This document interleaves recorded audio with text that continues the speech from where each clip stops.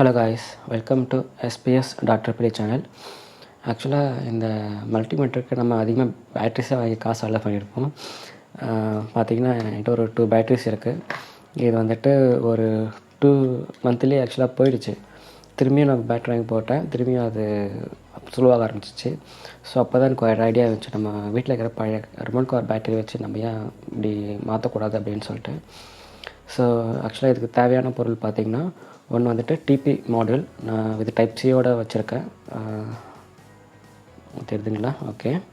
இன்னொன்று பார்த்தீங்கன்னா step up converter. ஓகேங்களா? இது அப் டு 2 ஆம்ப்ஸ் வரைக்கும் நமக்கு கரண்ட்டை ஸ்டெப் அப் பண்ணித்தரும். எந்த இஷ்யூஸும் வராது. ஸோ குட்டியாகவும் இருக்கும், நமக்கு அழகாக சீட் ஆகும் அதுக்குள்ளேயே. அதுமாரி தான் நான் பார்த்து சூஸ் பண்ணியிருக்கேன். தென் வந்துட்டு பழைய காரோடைய பேட்ரி, சின்ன பேட்ரி.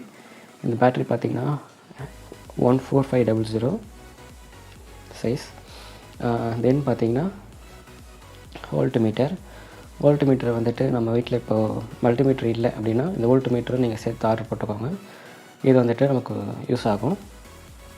வாங்க இப்போ எப்படின்றத நான் உங்களுக்கு காட்டுறேன். ஃபஸ்ட்டு இதை கழட்டணும்.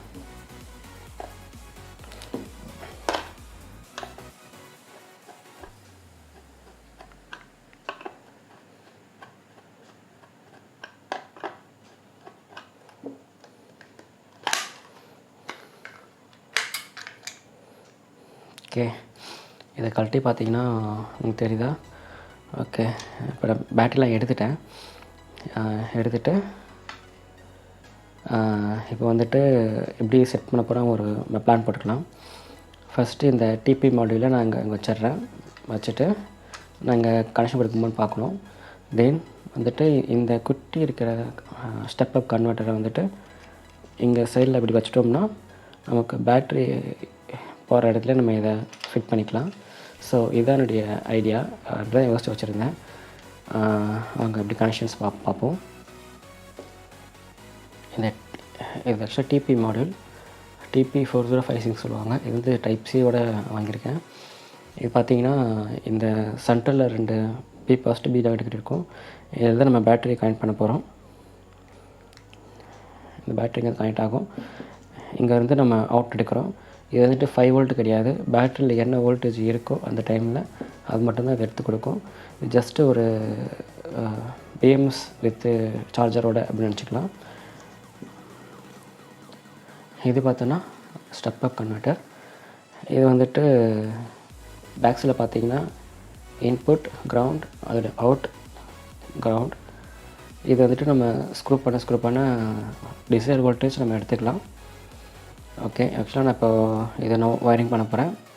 நான் ஒயரிங் பண்ணிட்டு நான் உங்களுக்கு காட்டுறேன். இப்போ பார்த்திங்கன்னா நான் அதை சால்ட்ரிங் பண்ணிட்டேன்.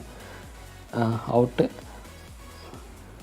அது கிரவுண்ட், பேட்டரியோட இன்னுக்கு கலர் கோடிங் கரெக்டாக கொடுத்துருக்கேன். நீங்களும் கலர் கோடிங் கொடுத்துக்கோங்க. அப்போ தான் உங்களுக்கு ஈஸியாக ஐடென்டிஃபை பண்ண கரெக்டாக இருக்கும். ஓகேங்களா?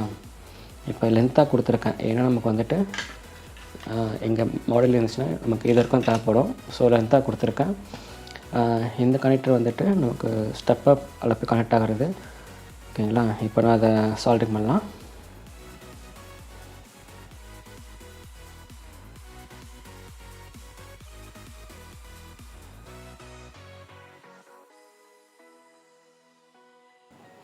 இப்போ நம்ம வோல்டேஜ் செக் பண்ண போகிறோம்.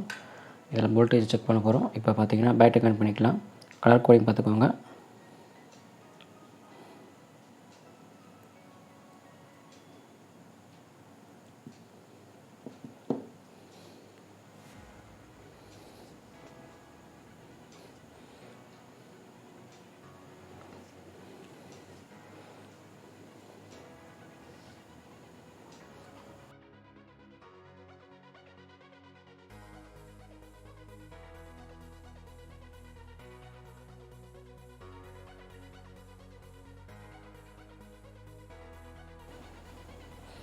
ஓகே, கனெக்ஷன் கொடுத்தாச்சு. இப்போ இதில் சார்ஜ் இல்லை, நம்ம சார்ஜ் போட்டுக்கலாம்.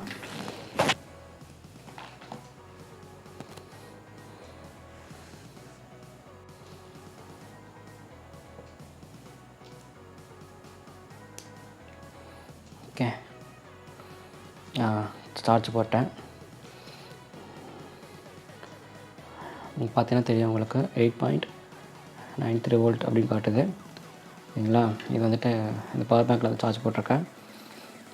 ஓகே, கரண்ட் ஸ்டேபிளாக இருக்குது. அப்படி இல்லைன்னா நம்ம வந்துட்டு இதை கொட்டி இந்த ஸ்க்ரூ வச்சு நம்ம அதை அட்ஜஸ்ட் பண்ணிக்கணும். இப்போ 8.90 இருக்குது. இங்கே அட்ஜஸ்ட் பண்ண அவங்க கரெக்டாக வோல்டேஜ் சேஞ்ச் ஆகிட்டே போகும். நமக்கு தேவையான வோல்டேஜ் வந்துட்டு 9 வோல்ட்டு. 9 வோல்ட்னா கரெக்டாக 9 வோல்ட்டு வச்சுருங்க. ஓகே, ஏன்னா இப்போது இன்கேஸ் நம்ம பேட்டரி லோவாக வந்துட்டு அதுக்கேற்ற மாதிரி நமக்கு இந்த சர்க்யூட்டும் கரண்ட்டை கொஞ்சம் டவுனாக ப்ரொடியூஸ் பண்ண ஆரம்பிக்கும். ஸோ அதனால் வந்துட்டு நமக்கு இந்த சர்க்யூட்டே வந்துட்டு கரெக்டாக 9 வோல்ட் கொடுக்காது. ஈவன் இந்த பேட்டரியும் கரெக்டாக 9 வோல்ட் கொடுக்காது. இதுவும் வந்துட்டு ஸ்டார்டிங்கில் 9 வோல்ட் ஆகும். போக போக வந்துட்டு வோல்டேஜ் கம்மியாக தான் கொடுக்கும். ஸோ அதுக்கேற்ற மாரி நமக்கு இந்த இதை டிசைன் பண்ணி வச்சுருப்பாங்க. ஸோ நமக்கு வந்துட்டு இப்போது இந்த இடத்துல ஒரு ஹோல்ஸ் போடணும். இதை அப்படியே நான் சார்ஜிங்லேயே வச்சுட்டு நான் வெளியே வச்சிடுறேன். இதை பார்த்திங்கன்னா தெரியும் உங்களுக்கு. நாங்கள் கரெக்டாக நம்ம போட்டுக்கேற்ற மாரி நான் இதை கேப் போட்டு வச்சுருக்கேன். கொஞ்சம் ஸ்பேஸாகவே கொஞ்சம் விட்டு வச்சுருக்கேன். பார்த்திங்கன்னா இந்த மாடலில் வச்சு நான் இன்னொரு மாடல் கையில் வச்சுருக்கேன். இதை வச்சு நான் அடிக்கடி வச்சு செக் பண்ணி பார்த்துப்பேன். சரி, ஓகே, இல்லை போகுது அதனால் இது சார்ஜிங் போட முடியும் அப்படின்னா அதுக்கேற்ற மாரி வந்துட்டு நீங்கள் அதுக்கு ப்ரொவிஷனை கொடுத்துக்கோங்க. இப்போ வந்துட்டு நம்ம செட் பண்ண போகிறோம் மல்டிமீட்டரில்.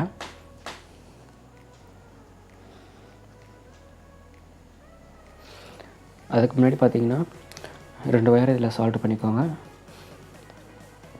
இதில் பார்த்திங்கன்னா ப்ளஸ் மைனஸ் இதில் கொடுத்துருப்பாங்க. ப்ளஸ் மைனஸ்ன்னு சொல்லிட்டு மைனஸ் ப்ளஸ்ன்னு சொல்லிட்டு. ஸோ இது நீங்கள் ஒயரை சால்டிங் பண்ணி இங்கே கொண்டு போய்க்கோங்க. ஏன்னா இங்கேருந்து தான் நமக்கு இந்த ஸ்டெப் அப் சர்க்யூட்டிங் வரப்போகுது. இங்கேருந்து நம்ம கரெக்டாக இங்கே 9 வோல்ட் இந்த போர்டு கொடுக்க போகிறோம். இதுதான் நம்ம ஐடியா.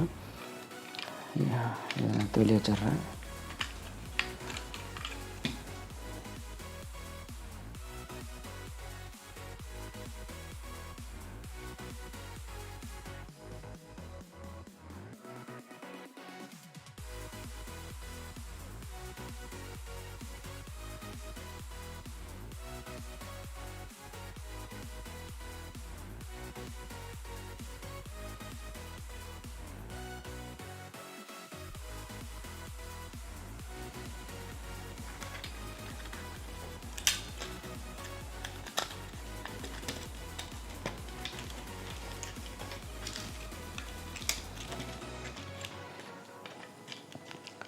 ஆக்சுவலாக இப்போ பார்த்தீங்கன்னா ஒரு ரிப்பன் கேபிளில் இருந்து நான் 2 கட் பண்ணிக்கிட்டேன்.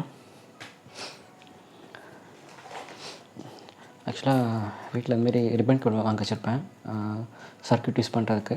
ஸோ அப்படியே இந்த 2 டிப் மட்டும் அப்படியே எடுத்து கட் பண்ணிக்கிட்டு நான் கலர் கோடிங்கோசரம் இதை கிரவுண்டாகவும் இதை நான் பாசிட்டிவாகவும் கொடுத்துட்டேன். உங்கள் வீட்டில் அப்படியே இந்தமாரி ரிப்பன் கேபிள் இருந்துச்சுன்னா அதை யூஸ் பண்ணிக்கோங்க. ஏன்னா நமக்கு இந்த அடாப்டருக்கு கரெக்டாக மேட்ச் ஆகும். இல்லை அழகாக நம்ம அதை இன்செர்ட் பண்ணிக்கலாம். ஆக்சுவலாக ரிமோட் கார்டெலாம் இதுமாதிரி அடாப்டர் கொடுக்குறாங்க. ஸோ நமக்கு இதுமாரி பின்னில் கரெக்டாக இன்செர்ட் பண்ணிட்டோம்னா நமக்கு கரண்ட் எடுத்துக்கலாம். இல்லை நம்மக்கிட்ட இதுமாதிரி ரிப்பன் கேபிள்னா இதை இங்கே கட் பண்ணிவிட்டு இந்த ரெட் கலர் வந்து பாசிட்டிவ், பிளாக் வந்து நெகட்டிவ், நீங்கள் அப்படியே இதை நீங்கள் சால்டிங் பண்ணிக்கலாம். இதை நம்ம ஒவ்வொரு தடையும் நம்ம செக் பண்ணிகிட்டே இருக்கணும். ஸோ அதான் நான் கனெக்டராக கொடுத்து வச்சுருக்கேன். இன்கேஸ் நீங்கள் சால்டிங் பண்ணிட்டீங்கன்னா இதை மட்டும் பாசிட்டிவ் மட்டும் டிஸ்கனெக்ட் பண்ணி வச்சுக்கோங்க. அடிக்கடி நீங்கள் இதை செக் பண்ணிகிட்டே இருக்க மாரி இருக்கும். தென் பார்த்தீங்கன்னா உள்ள இங்கே விடும்போது இங்கே கொஞ்சம் கன்ஜஸ்டடாக இருக்கும் உங்களுக்கு. ஸோ அது அப்பயும் நீங்கள் அதை டிசால்டிங் பண்ணி வைக்கிற மாரி இருக்கும். ஸோ அதுக்காக தான் நான் அதுமாரி ஒரு அரேஞ்ச் பண்ணேன்.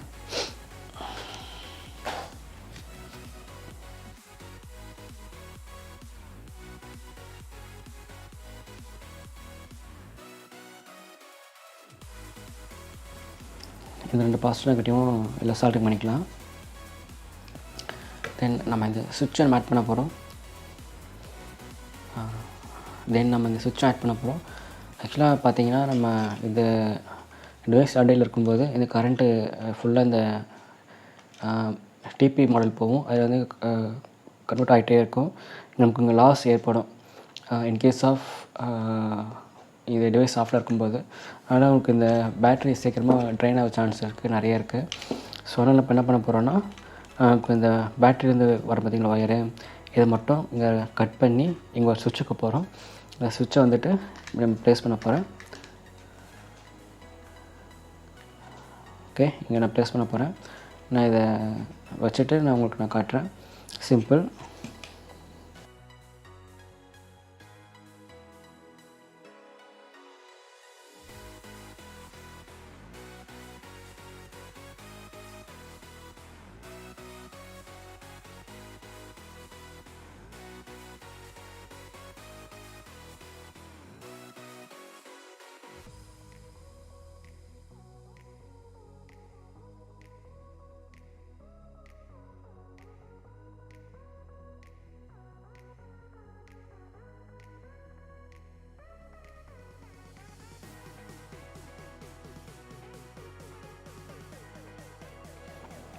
ஓகே, பார்த்தீங்கன்னா இப்போ நான் செட் பண்ணிட்டேன்.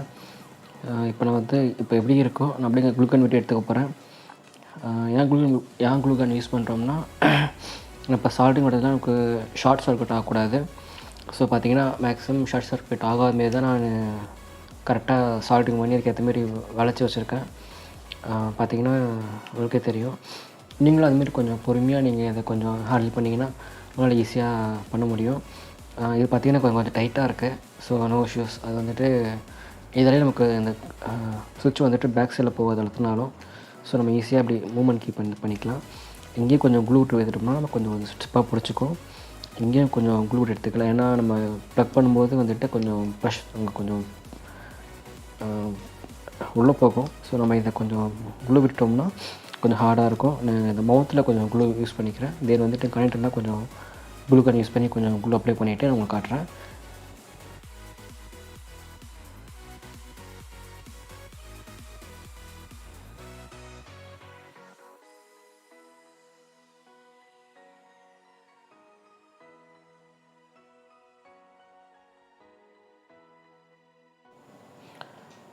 வாங்க இப்போ பேட்டரி கனெக்ட் பண்ணலாம். பேட்ரி வந்து பொலாரிட்டி மறக்காமல் பார்த்துக்கோங்க. ஏன்னா இது கரெக்டாக நீங்கள் இன்சர்ட் பண்ணுற மாதிரியே இருக்கும். ஆனால் எனக்கு தப்பாக தான் இன்சர்ட் பண்ணுவீங்க. ஏன்னா நான் நிறைய தடவை நான் இப்போ மாட்டியிருக்கேன். ஓகேங்களா, இப்போ வந்துட்டு இங்கே பாசிட்டிவ் நெகட்டிவ் இருக்கும். ஆக்சுவலாக நம்ம கலர் கோடிங் நம்ம கரெக்டாக ஃபாலோ பண்ணோம்னா இதை நம்ம அவாய்ட் பண்ணிக்கலாம். ஃபஸ்ட்டு நீங்கள் பாசிட்டிவ் செட் பண்ணிக்கோங்க. இப்போ நெகட்டிவாக நான் செட் பண்ணுறேன். ஓகே, நம்ம ப்ளக் பண்ணியாச்சு. முதல்ல ஆன் பண்ணி பார்த்துடலாம். ஓகே, ஆன் ஆகுது. ஸோ என்ன பண்ணலாம், நம்ம அப்படியே இதை உள்ளே செட் பண்ணிவிட்டு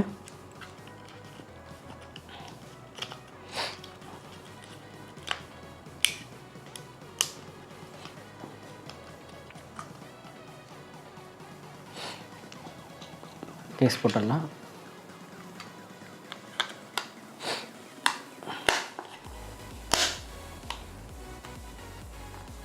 ஓகே, இப்போ பார்த்தீங்கன்னா இங்கே வந்துட்டு சுவிட்சு, இங்கிட்ட வந்துட்டு சார்ஜரு. நம்ம ஹேண்ட் ட்ரில் போட்டு வந்து கரெக்டாக நம்ம ட்ரில் போட்டுக்கலாம். ஆனால் நமக்கு வந்துட்டு போதுமான டைம் கிடைக்கல. ஸோ இங்கே பார்த்தீங்கன்னா டைப் சி சார்ஜர் அப்படியே நாங்கள் ப்ளக் பண்ணி நான் க்ளூ விட்டு எடுத்துட்டேன். ஏன்னா நம்ம ப்ளக் பண்ணி க்ளூ விட்டு எடுத்துட்டோம்னா நமக்கு நாளைக்கு போய் நான் ப்ளக் பண்ணாலும் எந்த இஷ்யூஸும் வராத மாரி நம்ம பார்த்துக்குவோம். இப்போ நம்ம இதை விட்டுட்டோம்னு வச்சுக்கோங்களேன், உள்ளே போயிடுச்சுன்னா கரெக்டாக இது சீட்டிங் கரெக்டாக இங்கே உட்காராது. இங்கே கேப் இருக்குது பார்த்தீங்கன்னா உங்களுக்கு தெரியும்.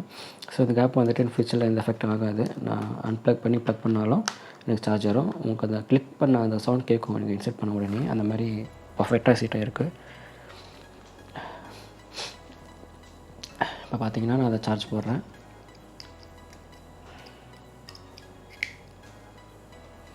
ஓகே, சார்ஜ் ஆகிடுச்சு. இது ஆன் ஆகிடுச்சு. இப்போ நான் பவர் ஆஃப் பண்ணிட்டேன். ஆனால் இது இப்போ இன்னும் ஆனில் தான் இருக்குது. காரணம் இதுக்கு இப்போ கரண்ட்டில் இருக்குது. இப்போ நம்ம பேட்ரி ஆஃப் பண்ணிட்டோம். இப்போ கரண்ட் இருக்கிறதால இது வந்துட்டு ஆனில் இருக்குது.